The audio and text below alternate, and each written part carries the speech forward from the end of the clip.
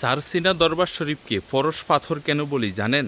এই যে স্ক্রিনে একটা ছবি দেখতেছেন না, এই লোকটা কিন্তু কোনো আলেম না এবং কোনো মাদ্রাসার শিক্ষকও না। তিনি একজন জেনারেল পড়ুয়া মানুষ এবং চাঁদপুরের কচুয়ার একটি হাই স্কুলে শিক্ষকতা করেন।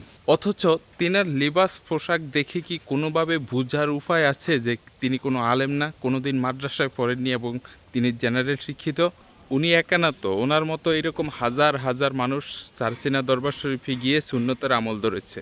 লেবাস, পোশাক, আমল, আখলাককে তারা পরিবর্তন করেছে। সারসিনা মাহফিলে অথবা সাংগঠনিক যে কোনো প্রোগ্রামে যখন আমি যাই, ওনাদের সাথে যখন দেখা হয়, পরিচয় দেওয়ার আগ পর্যন্ত বুঝতেই পারি না যে ওনারা কোনো আলেম না। তো আজকে ছবিতে যাকে দেখতেছেন তিনার সাথেও কিন্তু আমার দেখা হয়েছে। সারসিনা এই যে তালিমি জলসায় আমরা যাচ্ছিলাম, ফেরিঘাটে দেখা হয়েছিল। সেখানে চাঁদপুর জেলার সভাপতি মাওলানা সাইফুদ্দিন খন্দকার হুজুর ছিলেন, হুজুরের পাশে তিনিও ছিলেন। তো ওনার সাথে আমি কথা বলছি, পরিচয়টা আর জিজ্ঞাই নেই যে তিনি কি করেন বা কোথায় থাকেন।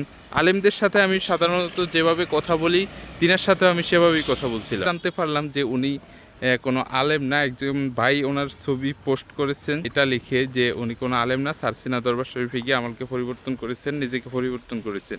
সো এইরকম একটা হক দরবারকে আপনি দলীয় কারণে যদি বিরোধিতা করে থাকেন, একবার চিন্তা করবেন যে আপনার কথায় কয়টা লোক দাঁড়িয়ে রেখেছে, আপনার কথায় কয়টা মানুষ টুপি মাথায় উঠিয়েছে, আপনার কথায় কয়টা মানুষ নিজের আমলকে পরিবর্তন করেছে, আপনার কথায় কয়টা মানুষ জিকির ধরেছে, আপনার কথায় কয়টা মানুষ আমল করে আল্লাহর রাসূল সাল্লাল্লাহু আলাইহি ওয়াসাল্লামকে স্বপ্নে দেখেছে। সারসিনা দরবার শরীফ বাংলাদেশে ইসলামের ইতিহাসে এক জ্বলন্ত প্রদীপ।